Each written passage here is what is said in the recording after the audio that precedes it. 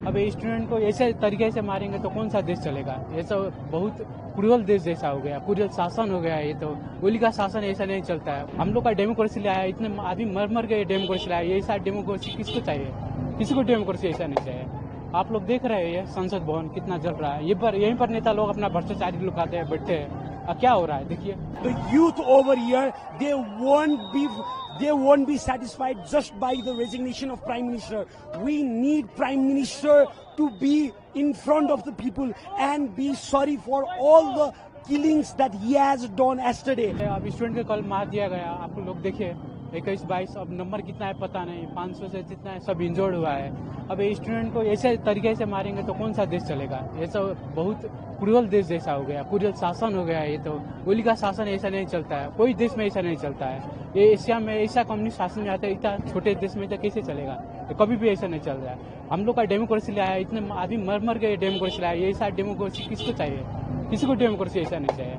आप लोग देख रहे हैं संसद भवन कितना जल रहा है। यहीं पर नेता लोग अपना भ्रष्टाचारी लुकाते हैं, बैठे हैं। क्या हो रहा है देखिए। आज सभी नेता लोग का घमंड तो टूट ही गया है ना, आप लोग भी देख रहे हैं। जैसे आप लोग देख रहे हैं आज हमारे नेपाल में संसद भवन में पूरे जनता ने मिलके, जेनजी ने मिलके आज आग लगा दिया है।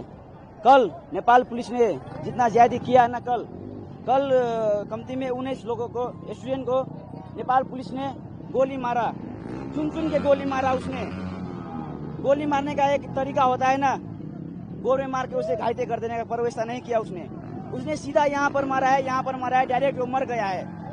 और ये सरकार सुनिए, जो हुआ है ना, ये इतना कुछ ये सोशल बैंडिंग के लेके नहीं हुआ है। हम लोगों को चाहिए यूथ लीडर चाहिए। अब हम लोग परिवर्तन खोज रहे हैं। The Prime Minister has resigned, but that is not enough. The youth over here, they won't be satisfied just by the resignation of Prime Minister. We need Prime Minister to be in front of the people and be sorry for all the killings that he has done yesterday. Our friends, more than 20 friends have been killed, and many of the youths have been injured.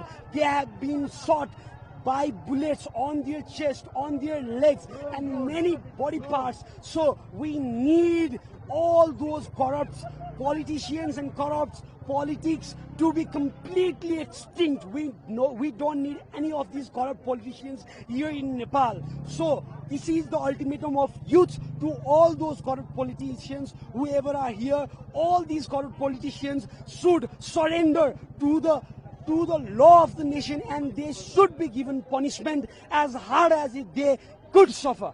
No worries. Our Nepali has been all over around the world. We have listened that he has flew to Dubai. No worries. There are a lot of Nepalese people in Dubai. They will find him even if he dig and even if he get inside the hole or borrow the hole for himself.